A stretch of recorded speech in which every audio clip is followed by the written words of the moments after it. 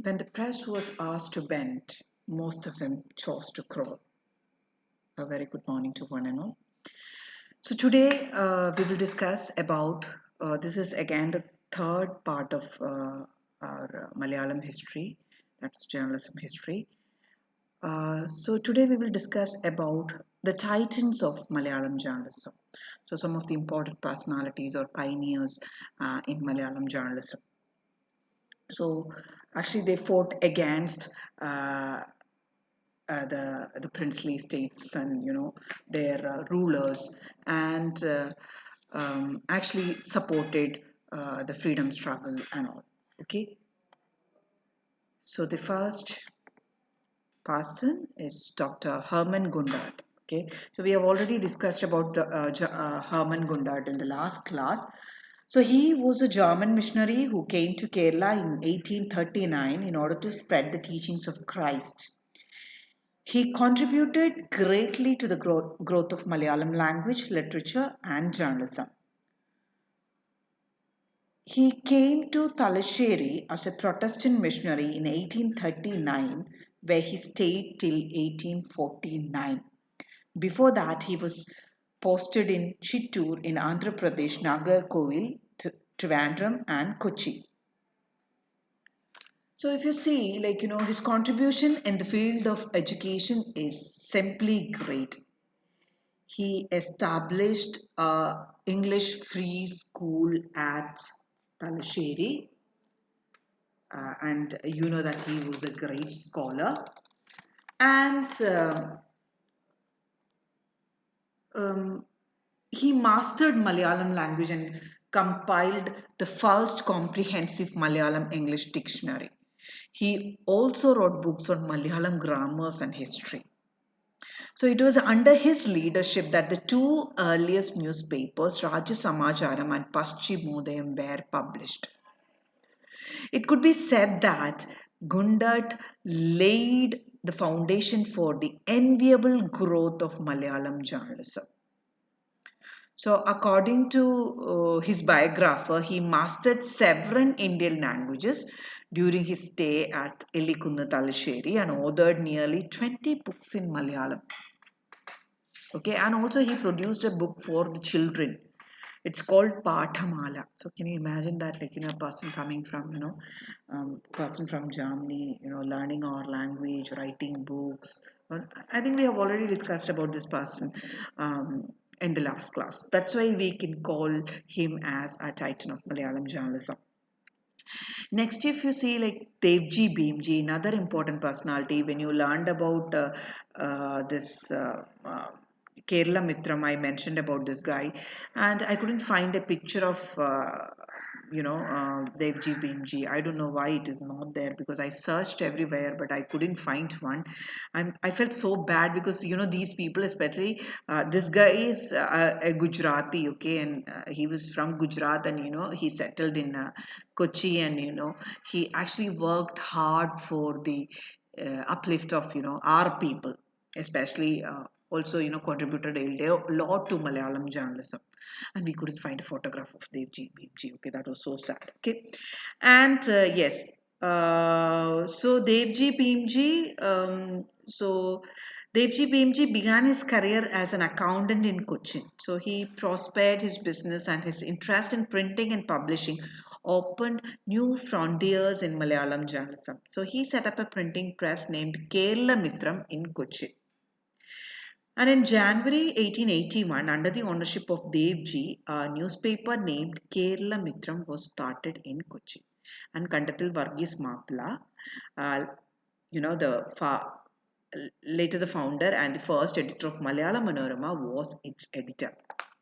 And Kerala Mitram covered local and international news, critical report on the functioning of government, features, book reviews, and so on. And if you check into history, you can see that the paper carefully avoided open confrontation with the administration, and this was the reason behind the 14 years of uninterrupted publication of Kerala Mitra. Okay, so they didn't actually, they did talk about the government and all, but from a safe zone probably. Yeah. So, in a number of respects, the Kerala Mitran can be hailed as the first newspaper in the Malayalam language. In the initial stages, the newspaper was issued thrice a month. Later on, it was published as a weekly. The paper provided a wide range of reading fare, which by contemporary accounts maintained an exceptionally high standard. And Devji Bhimji also tried his hand running a Marathi magazine entitled Kerala Kokil from Cochin. Um, so that is all about Devji Bhimji. And the next important personality is Kandathil Varghese Mappala, very familiar face. I mean, everybody knows about this guy because like the founder of Malayalam Manorama. Okay, so the dawn of Malayalam Manorama from Kottayam was in 1888 was a turning point in Malayalam journalism. So from humble beginnings to one of the largest circulated vernacular newspapers in India, you know, with a circulation over 1 million of copies. So you can say that Malayalam Manorama has made giant strides in Indian journalism. And this Kandathil Varghese Mappalai was the brain behind the success story of Malayalam Manorama. And I told you, like, he started his career with Kerala Mitram and with Devji Bhimji, and he started his own newspaper. And he was also in the editorial board of Nasrani Deepika. So he has, a lot of experience. And uh, he taught Malayalam at CMS College, Kottayam. He launched Malayalam Manorama while he was a teacher. So, very interesting. Okay. And you can also say that Kandathil Varghese Mappalai, a trendsetter in journalism and a great visionary. So, he passed away at the age of 47 in 1904. Very young, right? Yeah. So, next person is, this guy. Okay, Swadesh Abhimani Ramakrishna Pillai. Okay. So he was one of the, stalwarts of Malayalam journalism. Like many early Malayalam newspapers felt that their responsibility ended with providing mere information. But this changed the arrival of a tribe of journalism who considered their duty is to use the press as a medium of social reform and political intervention. So this guy believed in that. Okay. So Pillai began his career in journalism as the editor of Kerala Darpan in 1899 while he was a BA student. Later, he edited another magazine, Upadhyayan, in 1900, and in the following year, he edited Kerala Panchika. This paper carried out a series of exposure of corruption in the bureaucracy. So the proprietors of Kerala Panchika requested Pillai to mellow down the attacks on the administration. Pillai refused to abide, by the proprietors and request, and he resigned the post of editor. Then he joined in Midavadi, and here also he continued his policy, so he had to resign from that job also. Then, another newspaper is Malayali. So Malayali was started in 1886 in order to promote the interest of the Nair community in Travancore. So this guy also closely associated with this newspaper also. Okay, so if you can see that kind of a dare journalist kind of attitude in this Swadesha Abhimani Ramakrishna Pillai's career. Okay, and so Deshabhimani Ramakrishna Pillai, uh, he's widely known as, a daring, he used like, kind of daring editorial policy. I told you, a daring journalist kind of a stuff, right? Yes. And mm, uh, see, this Swadesh Abhimani also, he assumed the editorship of this particular newspaper in 1906. And from then on, he made every effort to expose the corruption widely prevalent in the Travancore government. Um, so in a short period of time, this paper has become a true voice of the people. Um, and if you take this newspaper, it was one of the first Malayalam newspaper to sign a contract with Reuters to get foreign news. So in that way, also this newspaper is pretty famous. And you know, also he authored many books. And this guy is very famous. You know, obviously you can call him the titan of Malayalam journalism. Okay. Then next is Kesari Balakrishna Pillai. Okay. So A. Balakrishna Pillai was a daring journalist. He severely criticized the dictational functioning of the Travancore government through the papers he edited. He was fearless in confronting the authorities and made no compromises on issues concerning common people. Um, so he joined, like, the first newspaper. He joined Samadarshini in 1923 as an editor. Um, and, you know, so he was like, his sharp criticism in the Samadarshini went down well with the reading public who clamored for more actually. So he kind of, again I told you he's also considered as a daring journalist. So he also supported the people, not the government, or obviously spoke against the government. And you know he launched another newspaper called Kesari in 1930, a week after the closure of Prabodhagan. That was his another newspaper he started earlier. So right from very beginning, Kesari championed the cause of democratic form of government in Travancore. So Balakrishna Pillai, through the columns of Kesari, continued to be a headache to the Travancore uh, government. So since the beginning, he is like headache for the Travancore government. So here also he had to face a lot of problems from the government, and also you know he they had to stop publishing the newspaper due to this problem. Okay, next we have already discussed is KP Keshav Menon. KP Keshav Menon was an active member of Indian National Congress and played a very important role in the freedom movement of Malabar region.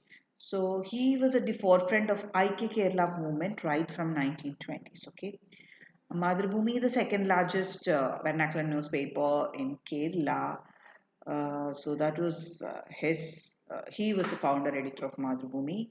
Um, and he courted imprisonment in the Vaikam Satyagraha, and his place was filled by P. Ramanuni Menon. Okay, and if you see that, like, he spent many years in Malaysia as a barrister, so he was a minister of propaganda in the parallel government set by the Subhash Chandra Bose in Malaya in 1927. Then he returned to India after the independence and assumed the editorship of Madhubhumi. And Madhubhumi, under the dynamic leadership of KP Keshav Menon, played a memorable role in the freedom struggle and did much to spread the ideals of Gandhi and the Congress Party.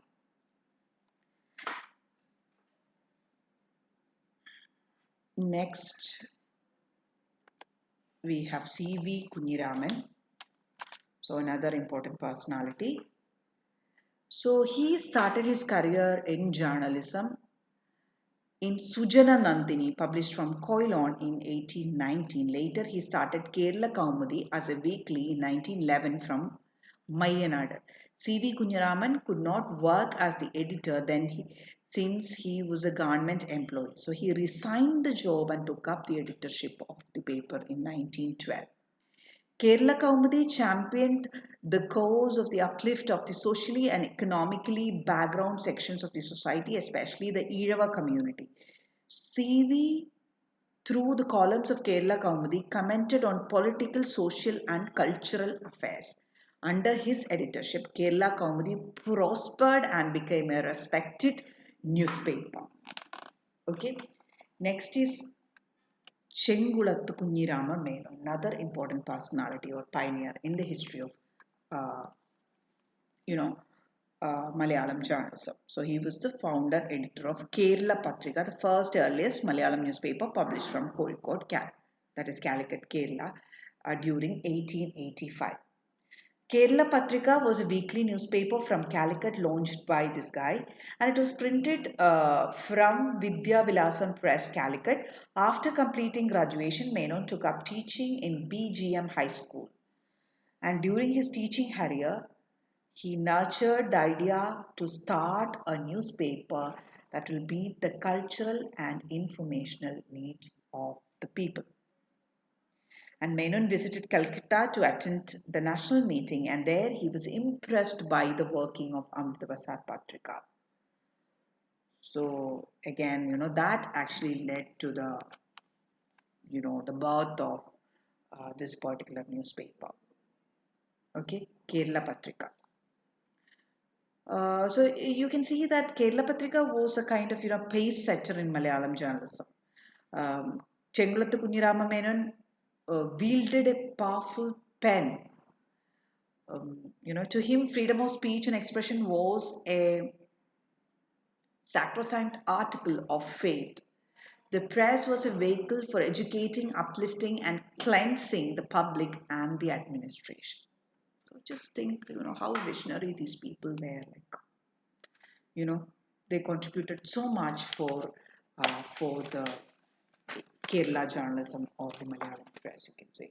The last person, Vengel Kunyiraman, he wrote first in Kerala Chandrika, published from Thiruvananthapuram. Later, he wrote, uh, later he wrote in many newspapers like Kerala Sanjari, Vidya Vinodini, Malayalam Manorama, Mitavadi, Bhasha Bhushni, Saraswati, etc.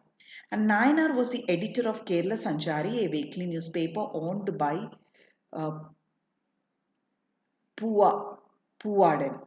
That was in the year 1896. It was printed from the Spectator Press in Calicut. And during this short period, his period, you can see that this paper enjoyed wide circulation and reputation. And Nayanar was popularly known by his pen name Kesari. Okay, so you can see that if you study the history of if you study the history of Malayalam newspapers, it is, very interesting, to know that, these people struggled a lot to actually uplift our Malayalam newspapers. So that's all for today. So thank you so much for your time. So we will come with, another session. So thank you.